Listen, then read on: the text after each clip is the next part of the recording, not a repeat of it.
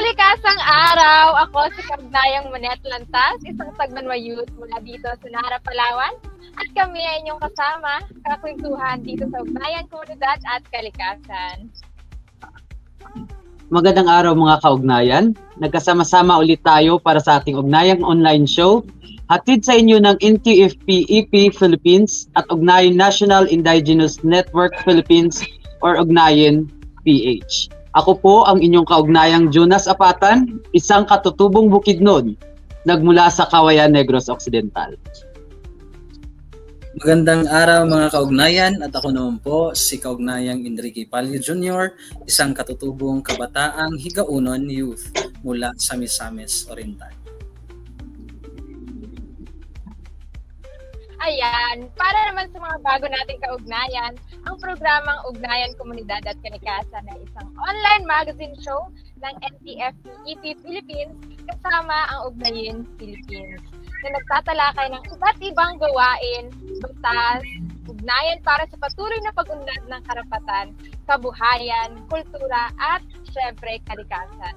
Isa rin itong pamamaraan upang maibahagi, maipakita at magkaroon ng espasyo para makapagkwentuhan at balitaan patungkol sa mga kabataan, kababaihan, katutubo at lokal na komunidad na nagpapayabong din at dumidepensa sa ating mga kagubatan. Kami ang inyong napapakinggan at napapanood sa aming official social media account na Ugnayan National Indigenous Youth Network Philippines at NTFP EP Philippines sa Facebook at YouTube. At syempre, meron ding other social media platform, syempre ang NTFP Philippines na at Not by Timber Alone. Ayan. Okay, at kami po ay muli ninyong samahan dahil tayo ay nasa ika-5 taon na ng ating Ugnayan Show kung saan ang ating unang episode ay bida tayong mga kabataan at kung ano ang papel na ating ginagampanan sa ating lipunan. Ang ating talakayan sa episode na ito ay patungkol sa voters education, dagdag kaalaman at kamalayan sa pagboto. Mahalaga ang pag-usapan natin sa episode na ito dahil nalalapit na ang midterm Philippine General Election 2025.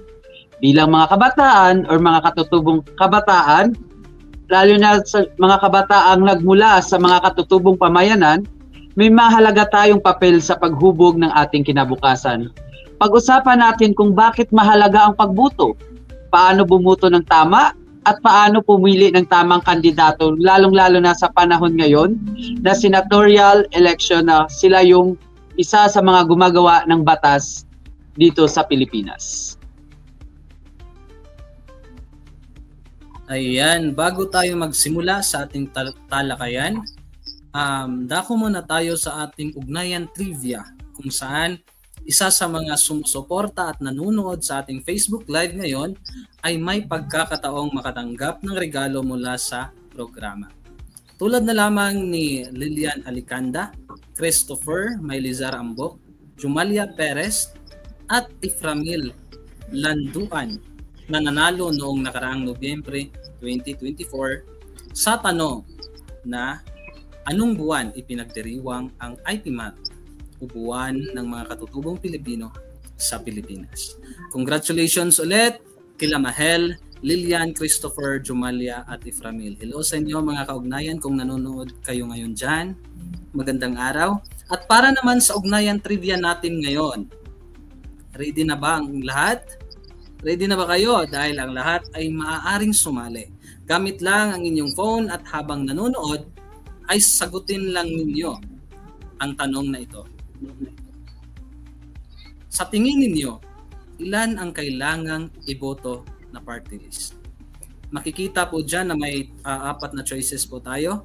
Una, 1, B, 3, C, 5, at D, 7. Background muna tayo kung ano ang party list. Ano nga ba ang party list? Ang party list system ay itinadhana upang katawanin ang mga marginalized na sektor upang matiyak na ang mga naaaping sektor ng lipunan ay may kinatawan sa proseso ng paggawa ng batas. Isa itong natatanging bahagi ng sistemang elektoral ng Pilipinas na layuning itaguyod ang pagkakapantay-pantay at pagkakaiba-iba sa pamahalaan. Galing po yan sa ating Commission on Election po via po inquirer.net. I-comment lang ang inyong sagot sa ating tanong na Ugnayan Trivia at gamitin ang hashtag #UgnayinPH at itag ang Ugnayan National Network at NTFP EP Philippines. Ang sumunod sa instructions ay may matatanggap na regalo sa pamamagitan ng raffle draw. Ayan, sa mga makakapanood pa lamang ng ating recording ng programa, pwede pa rin namang sumali. Pwede niyong i-comment ang inyong mga sagot hanggang 4 p.m. bukas ng Sunday, linggo bukas. Katulad ng Huling Ugnayan Show, mag-a-announce kami ng winners sa susunod na mga linggo.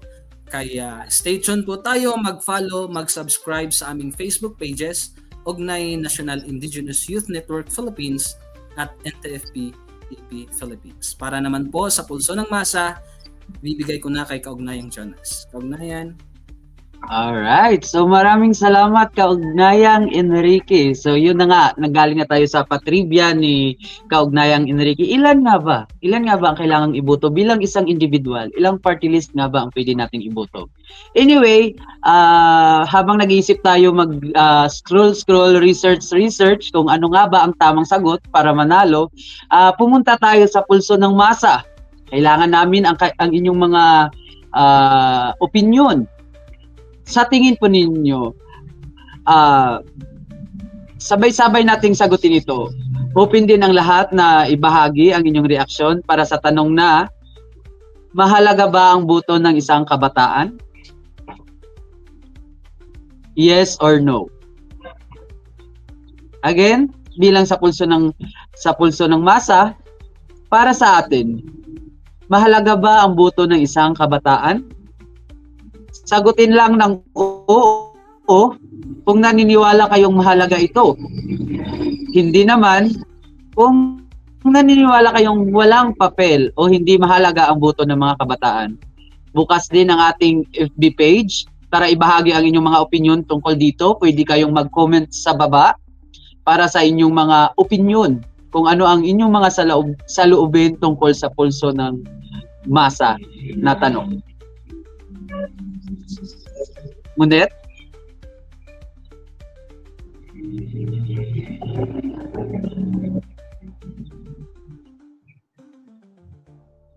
Okay, siguro Kaugnayang Enrique, habang tayo naghihintay kay Munet, sa tingin mo kaya, mahalaga kaya ang boto ng mga kabataan? O bilang isang miyembro ng kabataan, mahalaga ba ang ating boto? Syempre naman, Kaugnayang Jonas, para sa akin, mahalaga talaga ang boto ng isang kabataan kasi lahat naman tayo na nakikilahok sa mga mag-aapektuado kung ano ang hinaharap ng ating bansa. Kaya yung boto natin sana naman is nasa tamang kumbaga yung yung pagboto natin is nasa tamang tao o nasa tamang posisyon ng isang tao para kasi in the future apektado din ako as a youth. Kaya para sa akin yung boto ko importante talaga, mahalaga talaga bilang parang sinagot mo na yata Kaugnayan yung tanong. Pero anyway, ito ay pulso ng bayan, malalaman natin yan kung ano ang kanilang saan sila aayon, kung mag-oo ba sila or hindi. So, andito na yata si Kaugnayang Munet. Ayan, maraming salamat Kaugnayang Jonas. Medyo nagkakaproblema tayo dito eh. Ayan, syempre, dahil may say ang bawat mga manonood natin ngayon, kaya naman hinihingi namin ang pulso ng masa, no? Kaya naman, kailangan talaga natin na marinig ang say ng ating mga kaugnayan. Pero bago tayo dumako sa exciting part na talakayan patungkol sa voters education, ay pakinggan muna natin ang isang KKK o kwentong komunidad, kwentong kalikasan patungkol sa mining moratorium mula sa Palawan.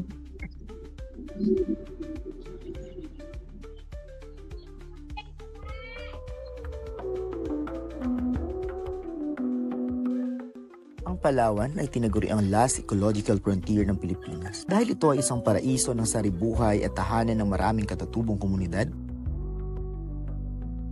Ngunit sa loob ng maraming dekada, banta na sa isla ang pagmina.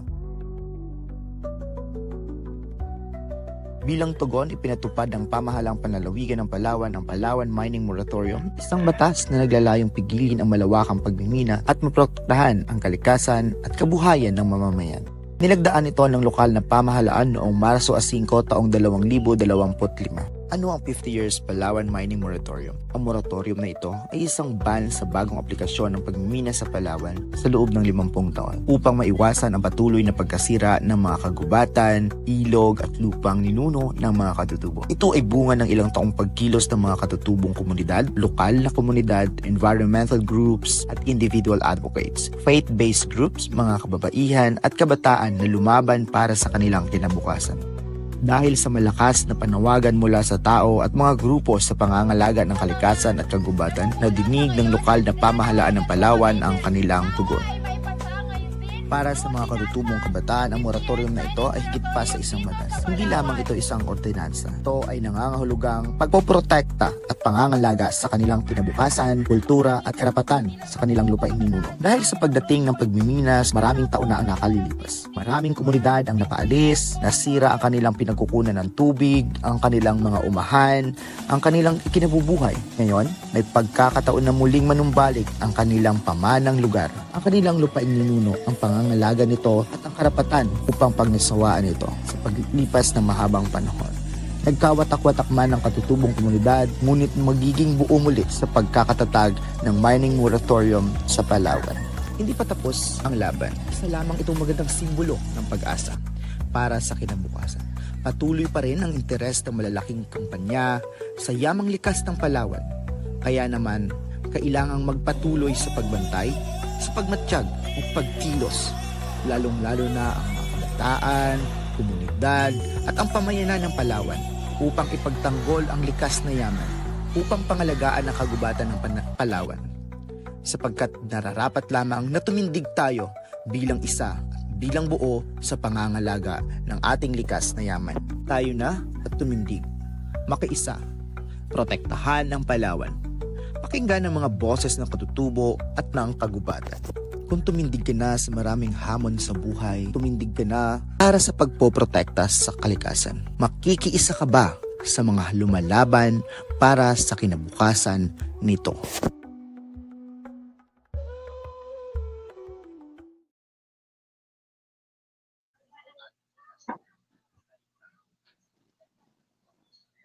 Ayan, maraming salamat mula sa ating tech team at talagang nakita natin kung gaano kaganda, no, yung dulot ng mining moratorium dito sa Palawan. Mukhang sakto talaga yung pag-uusapan natin ngayon, no, voters education.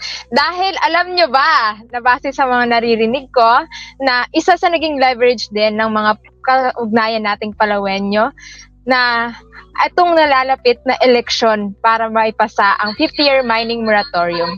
At sana nga ay mas maging malakas pa ito kung meron tayong kakampi sa Senado na magsusulong din ng ating mga advokasya at naniniwala sa halaga ng pangangalaga ng kalikasan syempre. Kung kaya naman, mahalagang handa tayo sa pagboto ng tama at responsable. Tama ba, kaugnayang Enrique?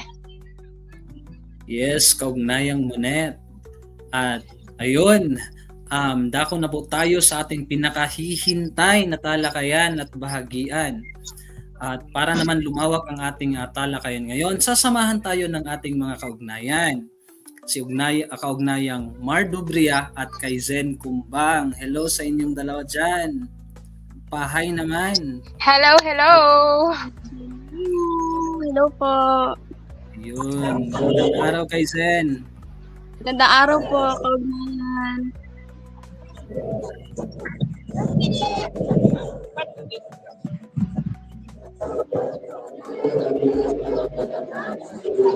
Kaugnayang Monet.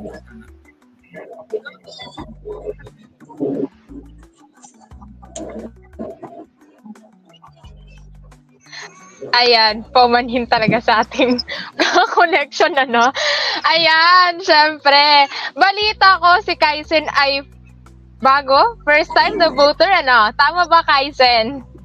Yes, first time kong buboto ngayong taon. Yan, Ate Monet. Wow First time ko. naman! Masyado excited, ganun. Ayan, so ano yung nararamdaman mo habang papalapit ngayon ng election, syempre, bilang isang first-timer?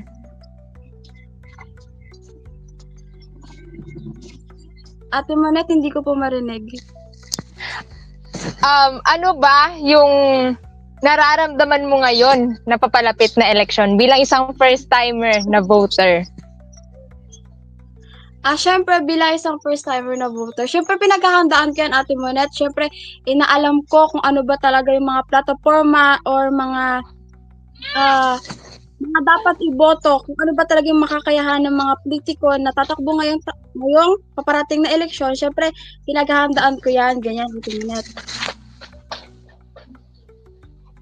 Ayan, tama talaga. Nakakatuwa ha. Talagang yung mga kabataan natin ngayon ay ready ata para sa nalalapit na eleksyon. Talagang nag-search pa, no, kung ano yung mga plataforma. So, sa tingin mo naman, bakit mahalagang bumoto ang isang kabataan? At syempre, para rin sa mga guests natin dito sa iba pa ring mga host, bakit mahalaga na bumoto ang kabataan? Syempre, bilang isang kabataan, dapat naririnig din ang ating opinion at napapakinggan din ang ating opinion. Syempre, mahalaga rin na mapagpataguin natin ang ating kultura, ganoon din ang ating karapatan bilang isang kabataan, syempre, bilang isang mamamayan ng bansa. Ganoon, ate. Ayan, maraming salamat, Kaugnayang Kaisen. Para naman sa'yo, Kaugnayang Jonas, bakit ba mahalagang bumoto tayo? Siguro para sa akin, bilang isang katutubong kabataan, mahalaga talaga tayong na makibahagi sa butuhan, lalo na yung ating i-elect ay magiging isang leader ng isang lugar, ng isang bansa, ng isang komunidad.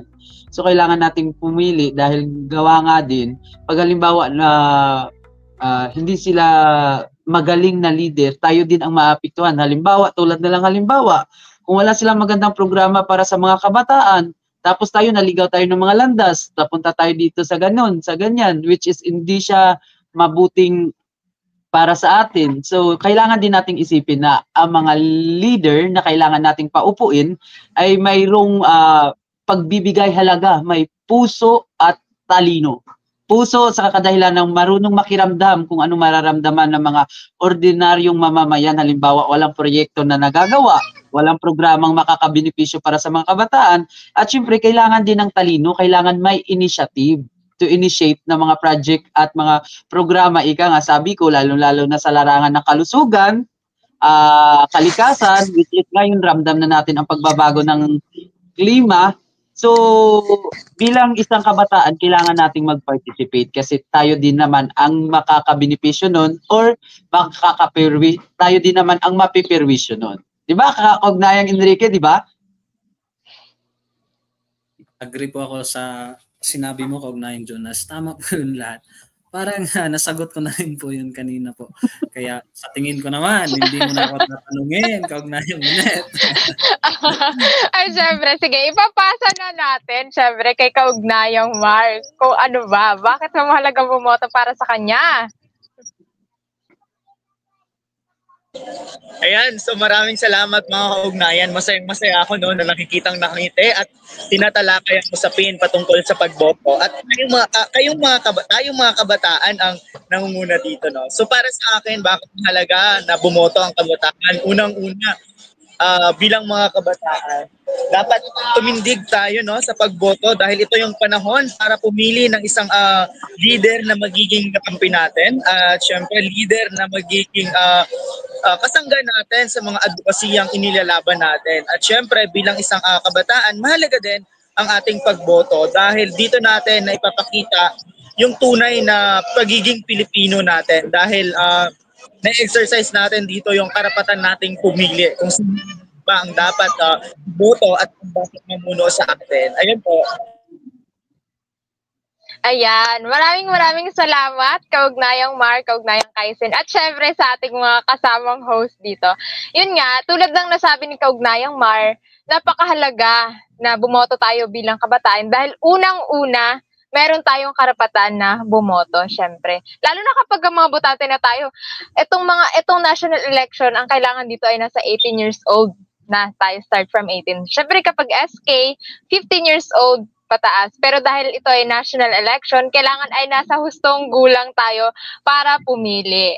At syempre, mahalaga rin talaga na bumoto tayong mga kabataan. Dahil alam nyo ba, para sabi nga natin, gas-gas na to lagi, sinasabi na, sabi ni Rizal, kabataan ang pag-asa ng bayan. Kaya naman tayo bilang kabataan, dapat ginagamit natin yung karapatan natin na bumoto upang mailagay natin kung sino ba yung nararapat na mamamahala, syempre sa atin, bilang mga Pilipino, bilang mga kabataan. Ayan. Kaugnayan, Jonas, anong say mo?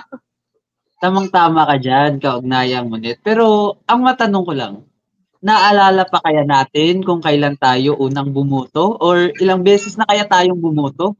Kasi ako kaugnayan, sa naalala ko, nung pagka-akyat talaga ng edad ko ng 18 years old, automatic nagpa-register talaga ako kasi excited din akong bumoto. So, ikaw kaugnayang Monet, ilang beses ka na bang bumoto at kailan ka unang bumoto? Ayan, ako, dalawang beses na akong bumoto. Siyempre, 23 years old. Hala, nag-reveal na tayo ng age dito, ano. At, ayun, ang pinakauna kong pamboto, national election din, during na 2022 ba? Tama? Yung unang voting para sa national election. At kasunod nun ay local election na kasama ang mga SK, ayun. At ang dami mga bagay na kailangan i-considera pag first time voter talaga. Mangangapa talaga. Kailangan pang hanapin yung pangalan sa mga list. Ganun yung experience ko as first time voter ng mga panahon na yun. Ayun. O nga, tama ka dyan, kaugnayan mo. So, dapat pa lang, pagpunta pa lang sa precinct, kailangan talaga na alam mo na yung precinct number para hindi ka maligaw-ligaw, lalong-lalo na sa isang school na malapad. So, minsan kasi, kaugnayan mo, time consuming din yung paghanap ng precinct eh. So, kailangan, bago tayo pumunta sa venue ng pagbubutuhan, dapat alam na natin kung ano yung precinct number. Pero, without mentioning mga kaugnayan, since yung iba sa atin is nakapagboto na, without mentioning kung nanalo ba or hindi, pinagsisihan nyo ba na nakapagboto kayo? Or binoto nyo siya? Without mentioning the name ha, di ba kaugnayan, di ba? Isang malaking talakayan ito. So, let's come into an opinion or a real talk. Nagsisisi ba kayo sa mga binoto nyo? Kaugnayang Enrique na lang kaya? Sa akin, kaugnayang Jonas, I think twice. Alam mo, palagi naman tayong tumitingin sa mga plataforma eh. Pero may mga plataforma talaga na hindi nila nasusunod. Kumbaga, parang yung sabi nila na promise are meant to be broken. Parang gano'n. Ay. Oo. Kala ko sa lang nasa, Pero nangyayari din pala sa mga politiko, sa mga ibinuboto natin. Oo, nagsisisi rin. May mga pinagsisihan din ako na siyempre, binibigay mo yung boto mo kasi may trust ka sa taong yun. Pero in the future, wala naman palang natupad. Ganun. Oh, tama ka dyan, kaugnayan. So, sino-sino kaya ang pwedeng bumoto? Sa tingin nyo, yung ilang taon kaya ang mga requirements or ano kaya ang mga guidelines para bilang isang Pilipino ay makapagboto o makapag-practice na ng kanilang karapatang pumili ng tamang leader o kanilang napupuso ang liderato. So, ayon sa mga nakalap natin, disclaimer lang po, ito ay nahanap natin syempre, sa internet, ayon sa napalagay doon, kailangan isa kang Pilipino. So, ang tanong, Pilipino ka ba? Pangalawa, dapat 18 years old and above. on the day of election. So halimbawa, pag 17 ka na during election, coming this May 12, pag 17 ka pa, hindi ka pa pwedeng bumoto. Kailangan 18 years old ka on the day of election. However, wala naman siyang binigay na age limit. Basta ang minimum requirements is 18 years old. Pero dapat rehistrado. Nakapag-registered ka na sa Comelec, which is nakaschedule siya according sa ating mga offices, sa Comelec offices, each municipalities or cities. Siyempre, nagpo-post naman din sila kung kailan yung mga open for registration, lalong-lalo na yung mga first-time voter or first-time pa lang na makakapag-experience kung paano bumoto. So, 18 years old. Tapos, kailangan, isa siyang residente ng Pilipinas for isang taon. So kailangan siyang residente ng Pilipinas sa isang taon sa syudad o munisipalidad or banwa kung saan siya buboto. So kailangan naka-residente na siya ng isang taon or at least 6 months before the election. So this coming May, di ba? May yung election. So estimated on my calculation, past calculation, anyway, November, December, January, February, March, April, May. So, it's either October to November. Kailangan nakatira na siya 6 months before the election period. Tapos, paano naman mga kaugnayan, paano kaya pag hindi marunong bumasa at sumulat? Is it may karapatan pa kaya silang bumoto? Ano sa tingin mo, kaugnayang Mar? Kaya masagot ng ating kaugnayang Mar?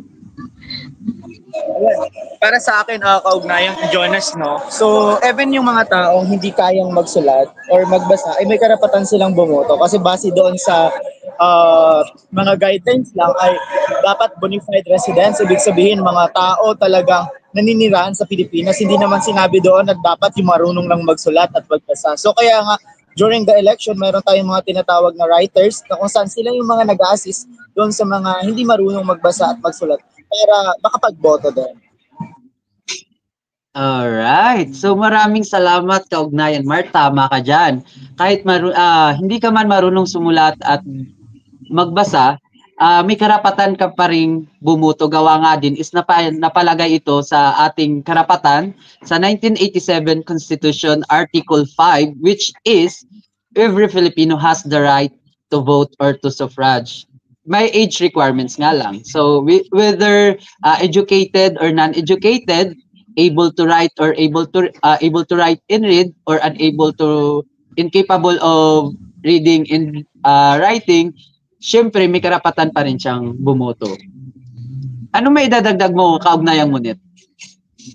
Ayan, maraming salamat kaugnayan, Jonas. Ako gusto ko rin marinig yung mga mga comments ng ating mga manonood. Kasi base rin sa mga nakikita ko na yun nga, tama na maaaring bumoto kahit na hindi tayo marunong magsulat or hindi tayo marunong magbasa. Basta meron tayong itinalaga na kamag-anak natin na po pwedeng maging parang substitute. Siyempre magkasama kayo doon. Kumbaga, ikaw lang yung magtuturo sa kanya kung sino yung bobotohin mo.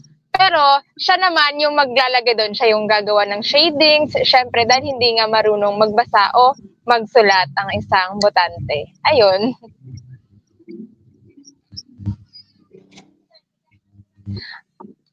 Ayan, ito. Para naman, mukhang kakasabi ko lang dito dahil gusto nga nating marinig ang mga say ng ating mga kaugnayan. Sabi dito ni Kaugnayan Jonas, katokayo mo kaugnayan, mahalaga ang boto ng kabataan at boto ng bawat isa sa isang boto.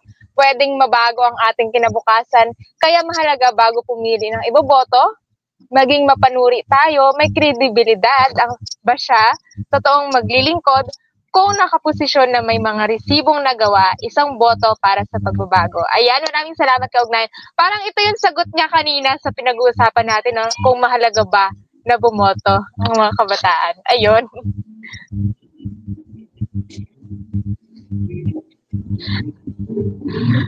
Mukhang si Kaugnayang Enrique na. Ano na, time mo, Kaugnayang Enrique. Ayan, maraming salamat. Tama yung mga sinabi niyo kanina, no? At saka naka-base pa sa Article 5, Section 1 ng ating 1987 Constitution. Grabe, para kung nasa ano noon, parang may ano na tayo dito. Kukuha ata ng ano to si Kaugnayang Jonas. Law. Best in para math naman pa sa ata ating itong mga kaugnayan, sa tingin ninyo, or baka may idea kayo kung ano-ano ang mga posisyon na kasama sa pagboto sa paparating na halalan. Siguro, unang tatanungin ko si Kaugnayang Mar.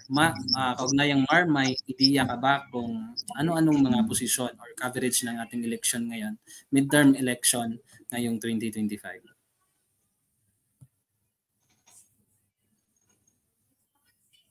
Kaugnayang Mar?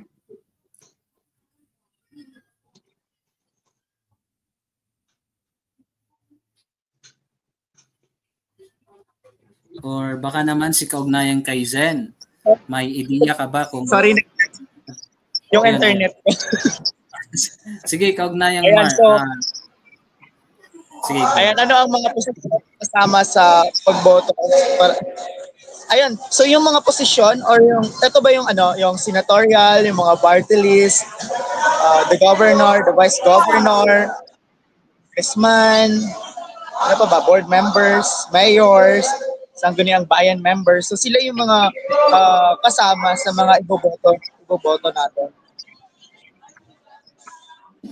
Yes, tama po, Kaugnayang Mar. At si Kaugnayang Kaizen naman, sa tingin mo, Kaugnayang Kaizen, kulang pa yung mga sinabi ni Kaugnayang Mar kanina, baka may dagdag ka, may alam ka kung anong coverage ngayon ng ating midterm elections. Hindi na po nasabi na po lahat ni Kuya Mar eh.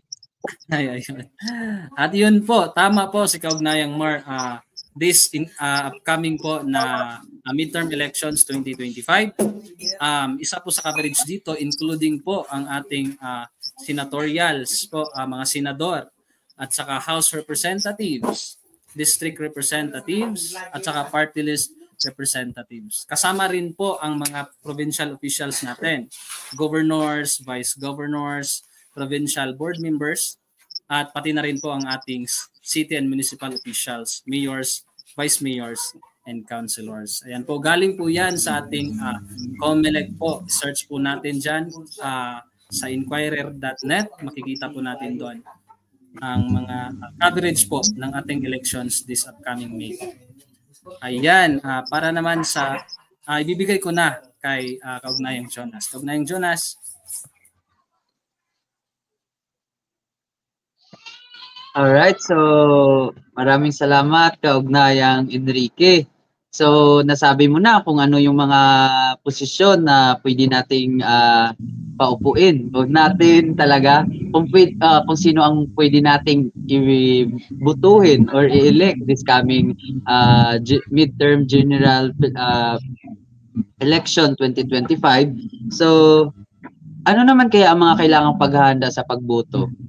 Siyempre, pag ikaw, maliban sa mga ballpen or kailangan din natin ng tubig or pagkain kasi halimbawa pag mahaba ang pila,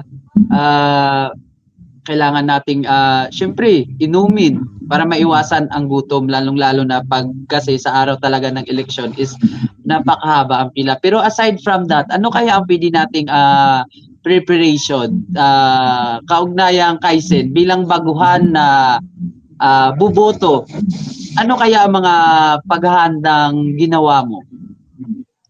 Siyempre, unang paghahanda na ginagawa ko, Kaugnayang Jonas, is alamin po muna natin yung plataforma ng buboto natin na kandidato.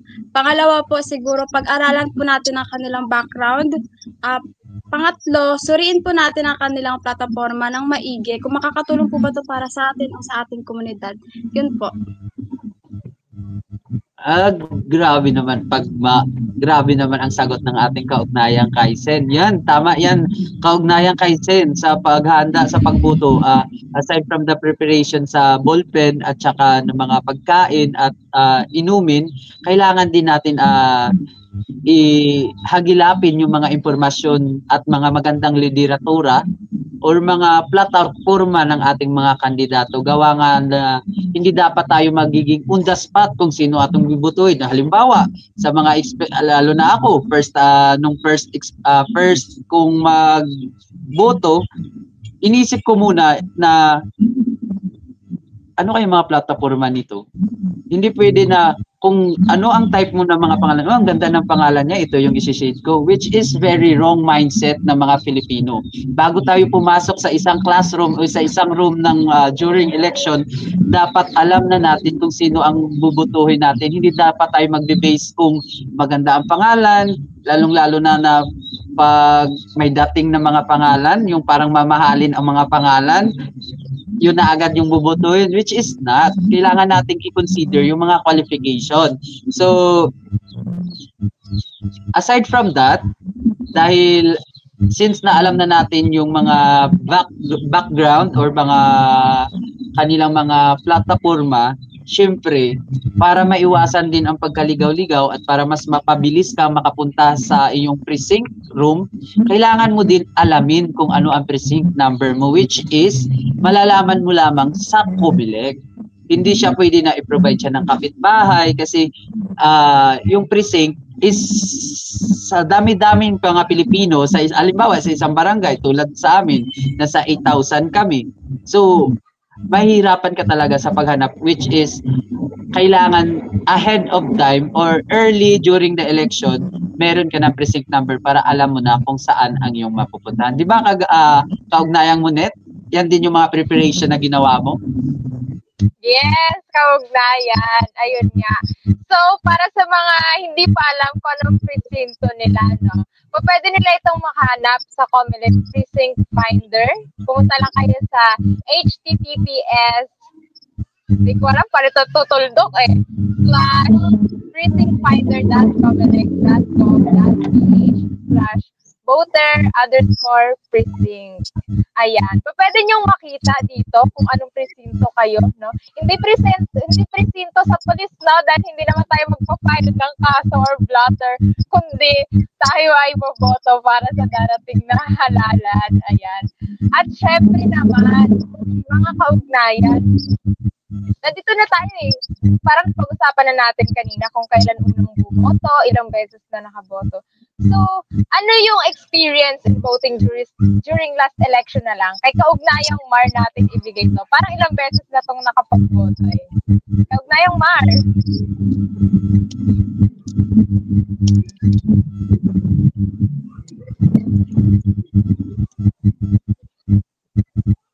Ayun, so kaugnayang mo, sorry, kailangan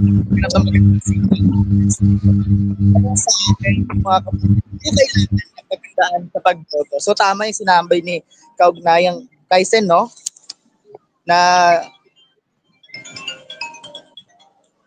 dapat yung track record, mahalaga yon sa pagpili ng bubutuhin natin. Siyempre, isa rin sa mahalagang paghahandaan natin dyan, siyempre, unang-una, ano ba yung advokasya?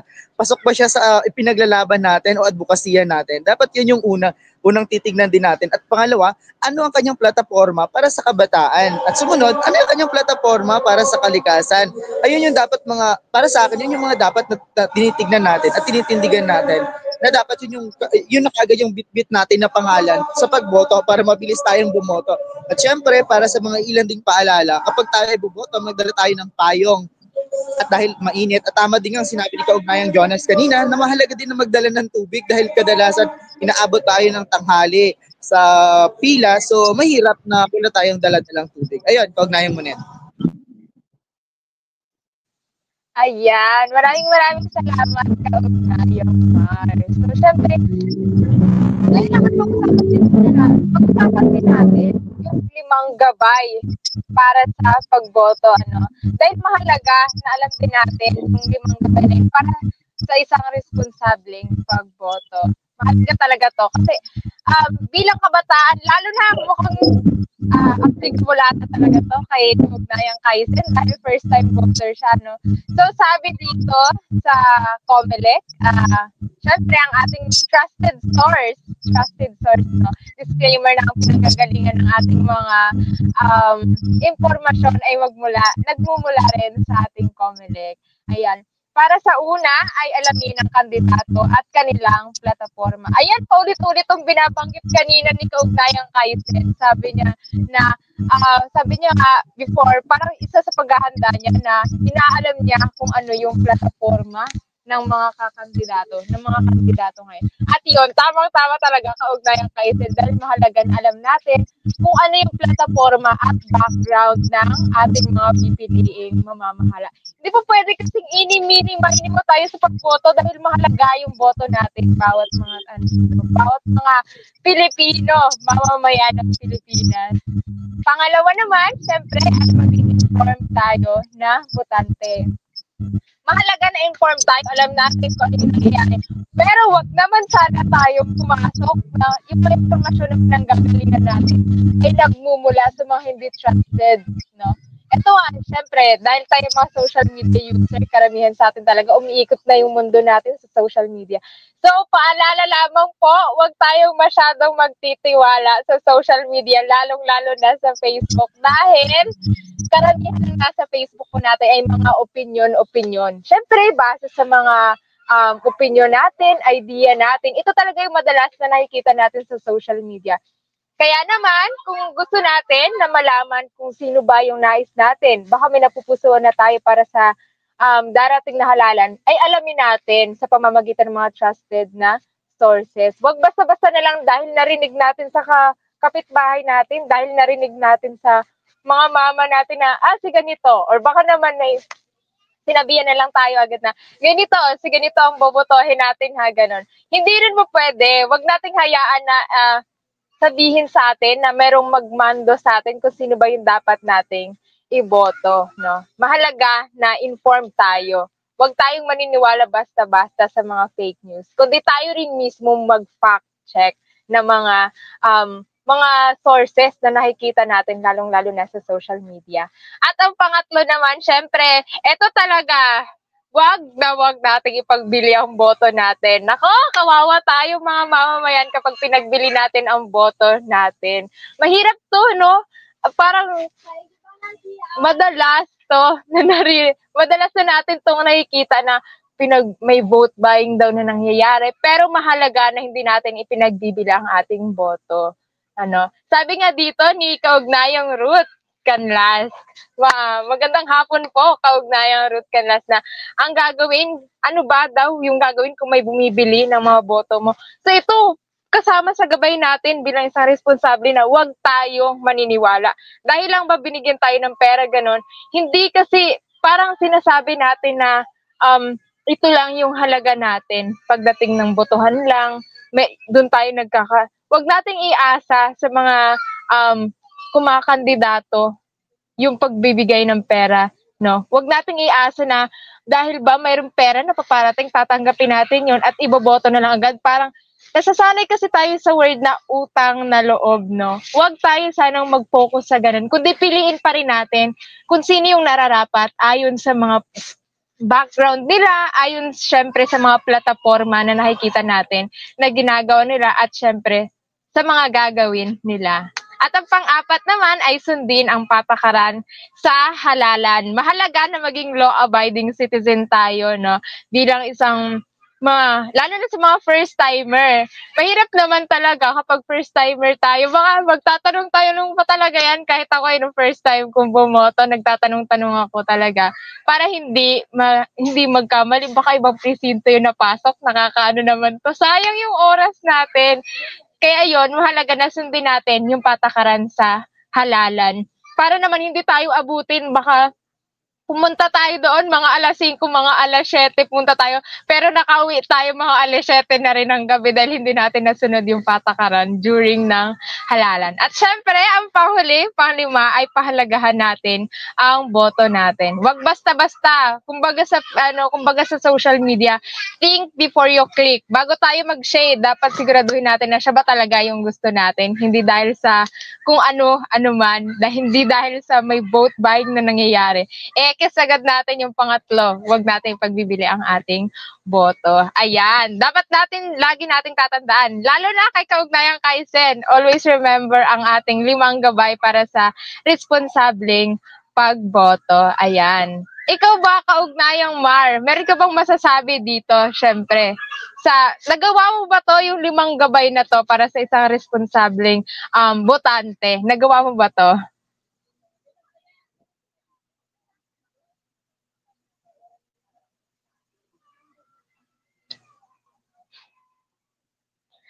Mukhang naka-off ang mic na ating kaugnayan.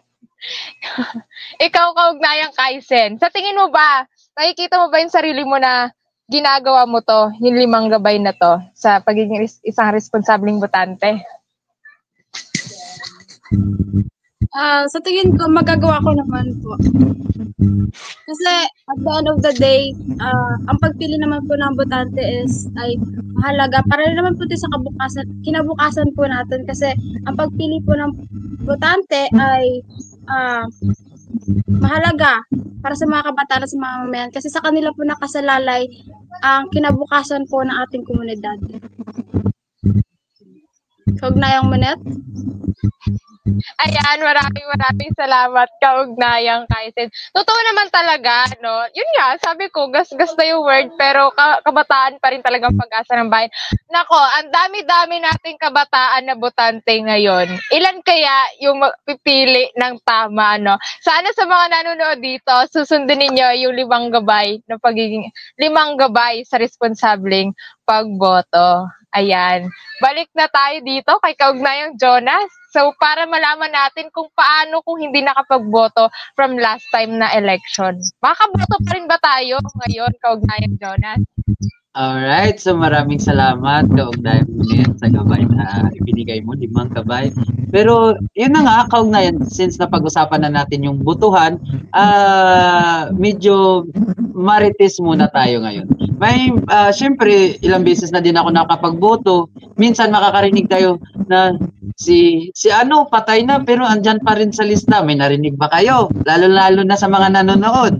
Nakarinig ba kayo ng mga ganyang mga reklamo? Ako na bago lang ako nakapag-register, wala yung pangalan ko. So, 'di ba? Hindi lang ako kahit nga siguro sa mga manonood natin ngayon naka-experience ng ganung mga sistema na patay na, ilang taon nang patay at hindi nakapagboto, pero nandun pa rin yung pangalan sa precinct. Tapos yung iba naman na bago lang nakapag-register is sinasabi is wala yung precinct. So, kailangan yun malinawan, which is sa mga bagong mga naka-register, pwede din nyo namang i-double check ang inyong mga pangalan mismo sa COMELEC para masigurado kung hindi nga ba talaga kayo pasok doon sa mga registered voters sa isang lugar. So doon naman sa mga patay, hindi lang natin alam kung ano mga kadahilanan kung bakit andun pa mga pangalan nila. As long as bilang isang buboto, kailangan nating focus tayo sa goal na kahit andun yung mga pangalan ng mga patay, hayaan natin sila. Kasi tayo din naman ang buhay, ang may makapagpapabago ng ating patutunguhan. Tayo yung makikinabang or tayo yung mapiperwisyo sa mga desisyon na gagawin natin. Kasi kahit andun ang mga pangalan nila, hindi pa rin naman counted kasi wala din namang mag-shades para sa kanila. Di nga ba? Lalong-lalo na, may kailangan pa yata doon ng thumb mark, signature, sa pagkakaalala ko sa pagboto ko nung nakaraan. So, ayun, sabi sa mga nabasa ko, disclaimer lang din, sa mga nabasa ko, hindi naman ako marites, kundi nagbabasa lang din paminsan-minsan. Pag hindi ka nakaboto ng dalawang magkasunod na regular elections, ay ma-deactivate ang iyong voter registration record. So, dalawang beses na regular election. So, halimbawa sa first election, hindi ka nakapagboto at sinigundahan mo din na sa regular election, hindi ka pa rin nakapagboto, automatic, may possible. Siyempre, guidelines na yan ng COMELEC at hindi natin alam kung paano ang pero pag halimbawa sa mga ganong sistema, kung pwede naman maiwasan natin na ma-deactivate yung account, yung registration natin, mag-effort tayo na magboto. Kasi, siyempre, every vote counts. Ika nga minsan nga, may naririnig, isang boto na lang talaga, panalo na ako. Malay natin, ikaw na lang kulang para manalo yung karapat-dapat na maging leader ng barangay or leader ng Pilipinas. Di ba, kaugnayang Enrique? Yes, tama ka. Gulat ako So, tama yung sinabi mo kaugnay. Ayan, may kwento rin nga ako dyan, parang nag-marites tayo dito, pero hindi to marites, ngayon, Jonas. Sabi mo nga, na kahit na patay na, deceased na ang mga tao ay napapalaog pa rin yung pangalan nila na boboto pa rin. Kasi ito parang base rin sa naging, ano tawag dito? Base sa past ko na, syempre, may experience din.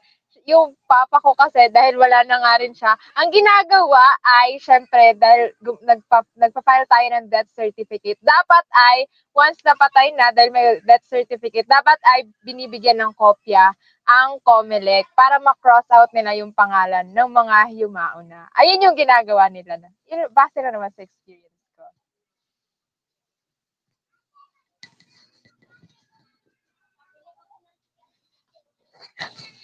So, kaugnayan, Enrique, ikaw na ba to? Pero bago pala yun, kaugnayan ng Jonas, parang meron ata tayong dapat na ipahayag. Ano ba yung mga paalala para sa darating na halalan ngayong 2025 election?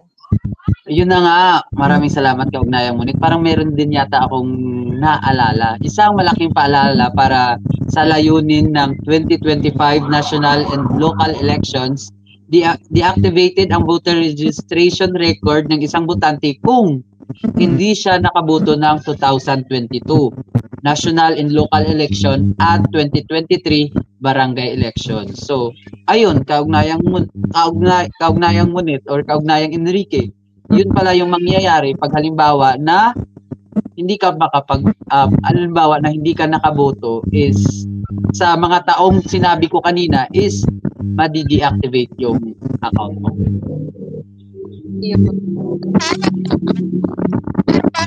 Kaya naman din, baka sa mga iba na hindi sigurado kung deactivated na ang kanilang kung deactivated na ba sila bilang mga botante. Yun nga, huwag kakalimutang i-check sa precinct finder din. I-check nyo rin sa COMELEC kung nandun pa ba ang inyong mga pangalan. Baka pupunta tayo doon, buboto na tayo, pero wala pala yung pangalan natin. Hindi pala tayo allowed. Sayang naman yung panahon at yung na nais pala nating pumili ng nararapat na isang leader. Ayan. Kaugnayang Enrique? May tanong muna ako kay ikaw sa inyo, mga may idea kayo. Tulad ng mga kamag-anak ko nasa ibang lugar, pwede ba silang bumoto doon sa lugar na hindi sila residents or kailangan pa nilang umuwi sa kanilang lugar para bumoto?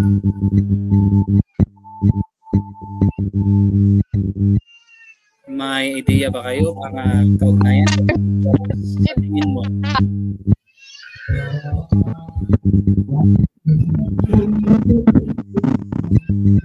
Okay, so yes, kaugnayan Enrique. Sige po, kaugnayan po.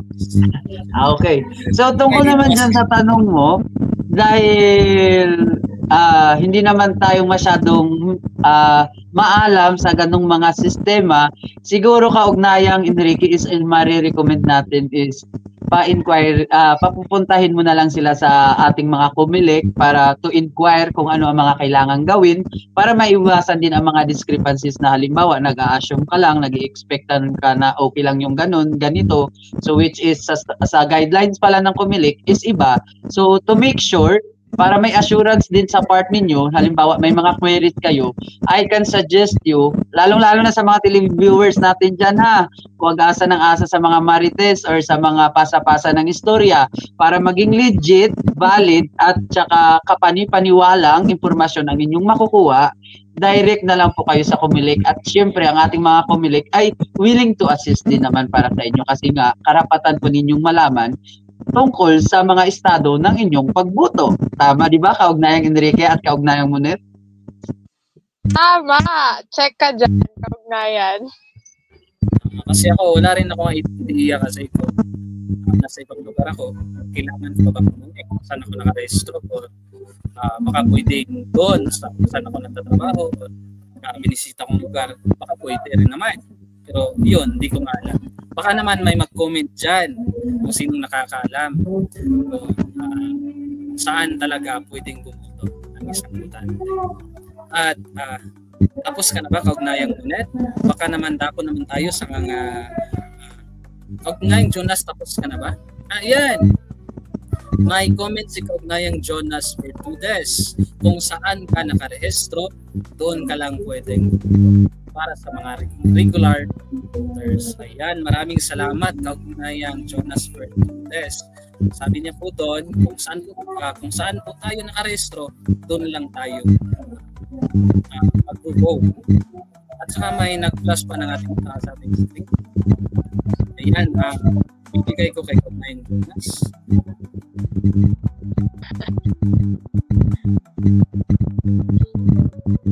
Okay, so maraming salamat kaugnayang Enrique. So meron tayong nababasa dito mga comment galing sa ating mga tagapagsubaybay at tagapagnood ng Ugnayan Show.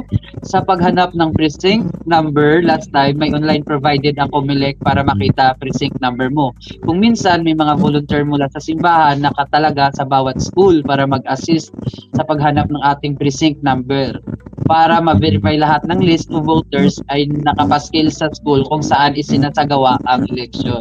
Tama ka nga dyan, kaugnayang Jonas Bertudes. Maraming salamat sa napakahalagang impormasyon na ibinigay mo.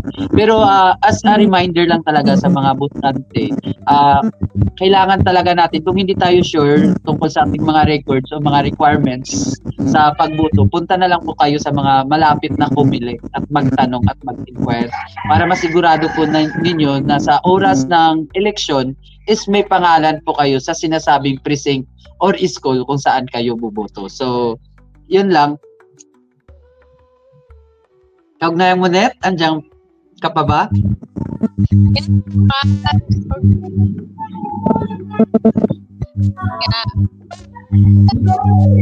Siguro kailangan natin kaugnayang Monet basahin yung mga comment ng mga ating mga tagapagsubaybay, lalong-lalo na palapit na yung election.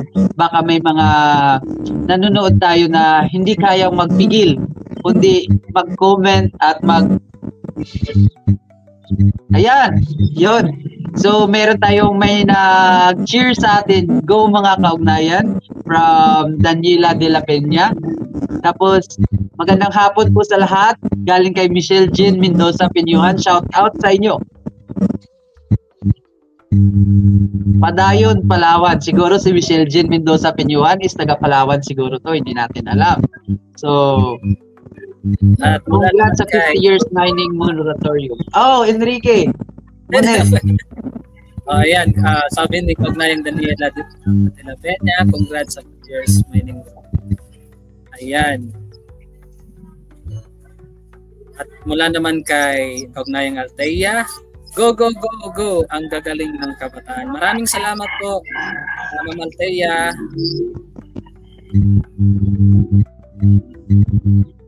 At dito rin may nag-comment din na mahalaga ang boto ng kabataan at boto ng bawat isa sa isang boto pwedeng mabago ang ating kinabukasan. Kaya mahalaga bago pumili ng iboboto, maging mapanuri tayo. May kredibilidad ba siya? Totoong maglilingkod? Kung nakaposisyon na may mga resibong nagawa? Halimbawa, kung mga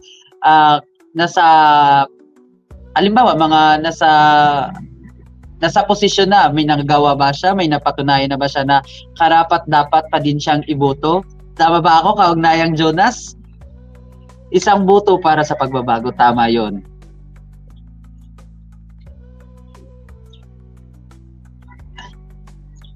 Kaugnayang Munit at Kaugnayang Enrique. Alright. Wala nang ako.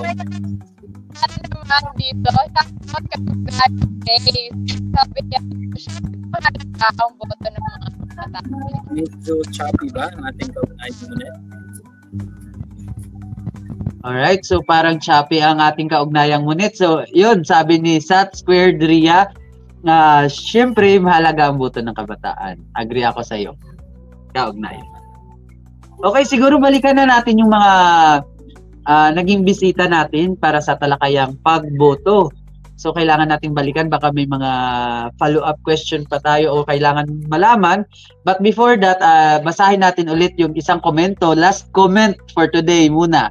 For today or sa ngayon, kung ikaw ay lumipat na ng tirahan, need mong magpa-transfer para makaboto ka kung saan ka na nakatira. Pagpunta sa Comelec, iyong sasabihin lang ay transfer lang tayo. Yon, maraming salamat Kaugnayang Jonas Vertude sa karagdagang kaalaman tungkol kung sa paglipat ng tirahan, paano malipat din ang iyong karapatang sa pagboto sa isang lugar. Okay? Ayan, maraming salamat sa mga nag-comment at ipagpapatuloy na natin ang ating usapin. Alam mo, sa pagpili ng isang leader, kailangan talagang may katangian yan, di ba? May kino-consider tayong mga katangian. Sino ba to? Si Kaugnayang Mar? Andyan ba si Kaugnayang Mar? Kaugnayang Mar?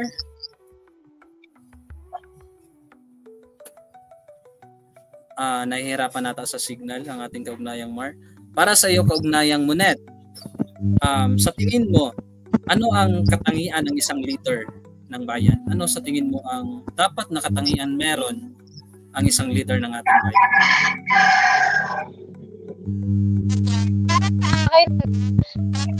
Isa rin ako nahalalan. Isa talaga sa tinitignan ko na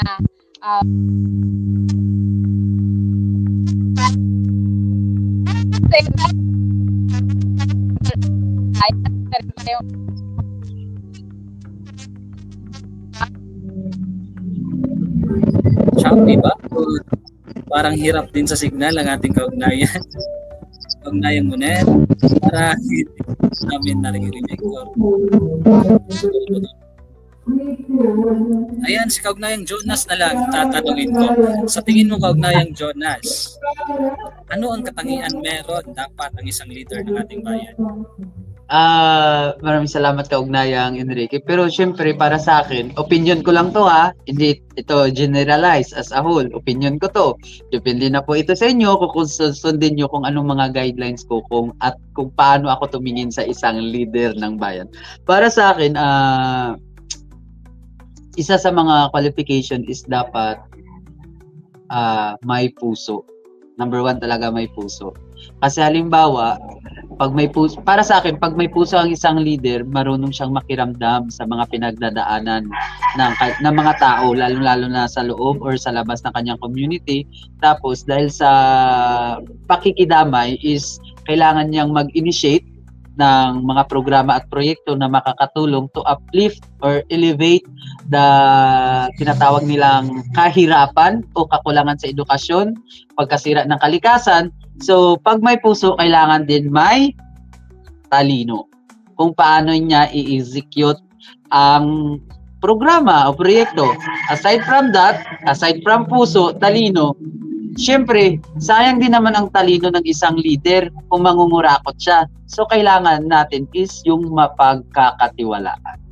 Kasi pag may puso ka, may talino ka, kung hindi mo naman gagamitin sa maayos or sa matinong paraan, ano ang maidudulot nito sa mga mamamayan, lalong-lalo na sa mga kapwa nating katutubo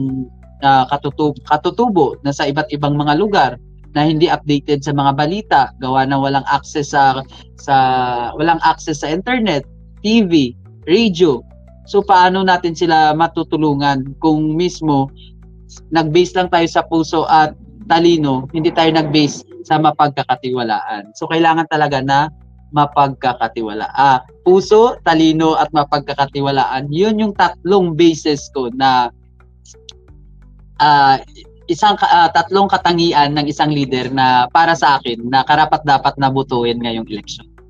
Sa tingin mo, kaugnayang Enrique? Ayan, grabe. Star-shock ako dun Ang galing, pang-ambasador talaga. Una, puso, talino, at saka mapagkakatiwalaan. Alam mo kasi, sa pagpili ng isang leader, hindi lang basta tinitingnan natin yung physical na yun ng ating leader, hindi lang yung pagkakakilanlan niya. Kundi, sa akin din, isa sa tinitingnan ko, kung kaya pa niyang gampanan yung tinatakbuhan niya bilang isang leader, tulad na lang na kung tumatakbo siya bilang senador, kaya niya kaya? May kapasidad kaya ang leader na ibubuto ko? Or baka naman tatakbo lang to para sumikat, or alam mo naman na sinasabi ng karamihan na isa sa pinaka malaking negosyo naririnig ko sa iba is politika. Baka naman yun lang yung purpose ng pagtakbo niya bilang kawani ng bayan. Kaya tinitingnan ko talaga kung karapat-dapat ba isang taong to na maglingkod sa ating bayan. Di ba, Kaugnayang Jonas? Tama ka dyan, Kaugnayang Enrique. Kaugnayang Jonas, kasi yung isa nating kasama, hirap sa internet. Ayan.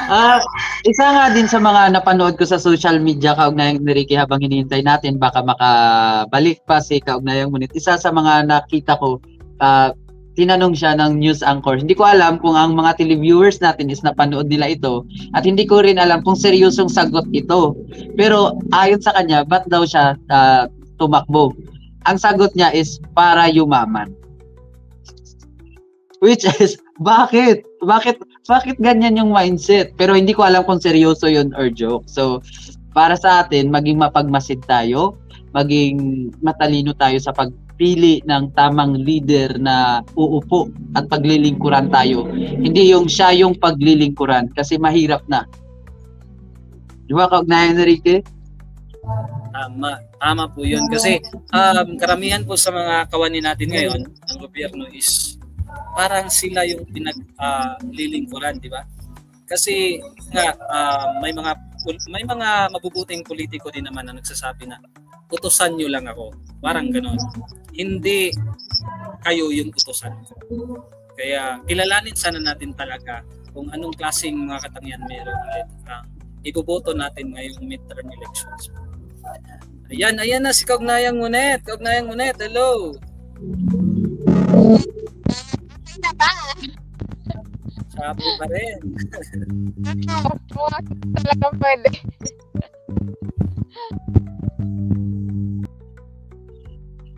Okay, so Kaugnayang Enrique, para mahinaya tayong reception ng ating kasama na si Kaugnayang Munit,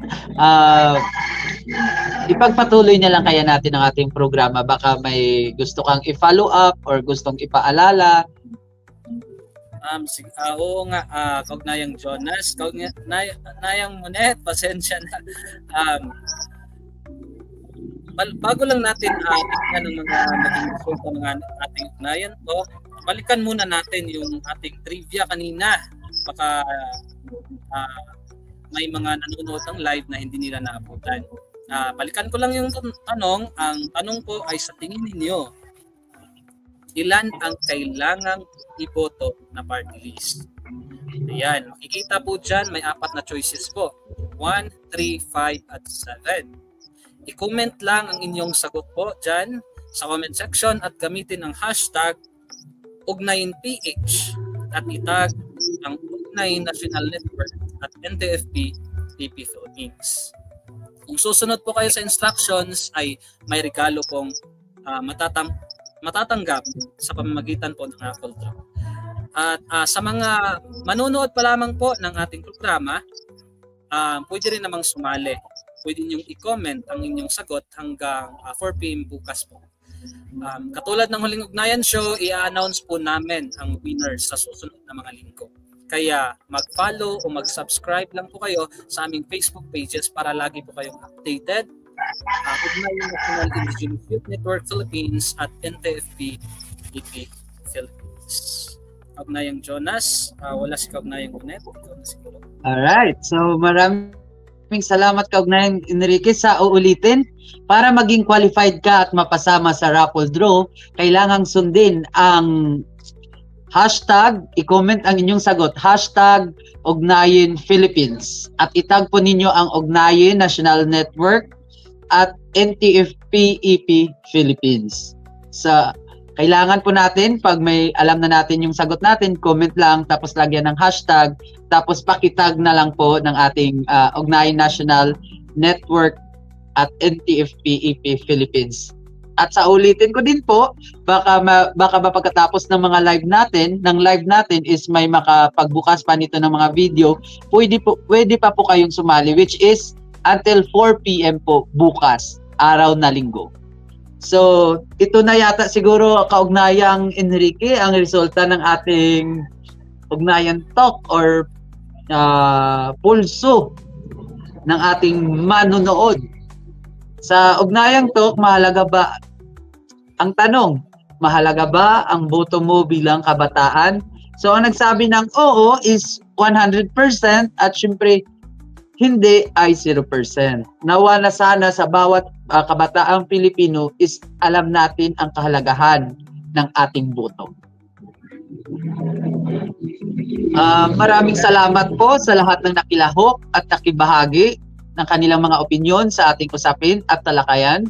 At maraming salamat din po sa patuloy sa pagsuporta sa NTFP EP Philippines at Ugnayan Philippines or Ugnayan Network Philippines. Ayan, ang dami kong natutunan ngayon Kaugnayan, lalong-lalo na sa mga unang-una kung paano bumoto at saka may yung mga guests natin kanina, mga kaugnayan natin kanina, Kaugnayang Mar at Kaugnayang kay Zen. Sabi nila na kung gaano rin kaimportante ang boto ng isang kabataan kasi nga lahat tayo ay apektado din tayo kung paano ano ang pamamalakad ng ating mga leader ng ating bayan in the future. Kaya maraming salamat mga kaugnayan at shout out na rin sa lahat ng mga kaugnayang kabataan na nanonood ngayon sa buong Pilipinas, Luzon, Visayas at Mindanao. At huwag nating kalimutang mag-like, follow at mag-subscribe sa Ugnayan National Indigenous Youth Network Philippines at NTFP EP Philippines dito sa Facebook at YouTube. At sa Not by Timber Alone sa Instagram at TikTok. Ulit, sa Ugnayan National Indigenous Youth Network Philippines at NTFP EP Philippines dito sa Facebook at YouTube. At syempre sa Instagram at TikTok, meron tayong at Not by Timber Alone. Para sa karagdagang announcement, syempre, ipagpatuloy natin yung show natin. Kami po ay inyong samahan muli sa susunod na episode. Hindi lang po ito ngayong first episode po natin ito sa ngayong taon. So may susunod pa na episode which is syempre first episode, may second episode sa ngayong taon. Kami po at i-announce po namin sa aming social media accounts. Kaya patuloy nyo po kaming i-follow. Ayan, mula sa Ugnayan Team, kasama ang Ugnayan National Indigenous Youth Network at NTFP EP Philippines, maraming salamat sa patuloy na pagsama at pagsuporta sa Ugnayan, komunidad at kalikasan. Ako po muli si Kaugnayang Enrique na nagsasabing bumoto ng tama para sa kinabukasan ng ating bansa. At ako naman po si Kaugnayang Jonas Apatan, isang katutubong Bukidnon ng Kawayan Negros Occidental na nagpapaalala maging matalino sa pagboto na sa kamay ko, kamay mo, nating lahat ang magandang pagbabago. Doon tayo sa may napatunayan, tunay na leader na may magandang katangian. Muli, sama-sama tayo para sa susunod na ugnayan. Maraming salamat po sa inyong suporta. Maraming salamat. Kita-kits sa susunod.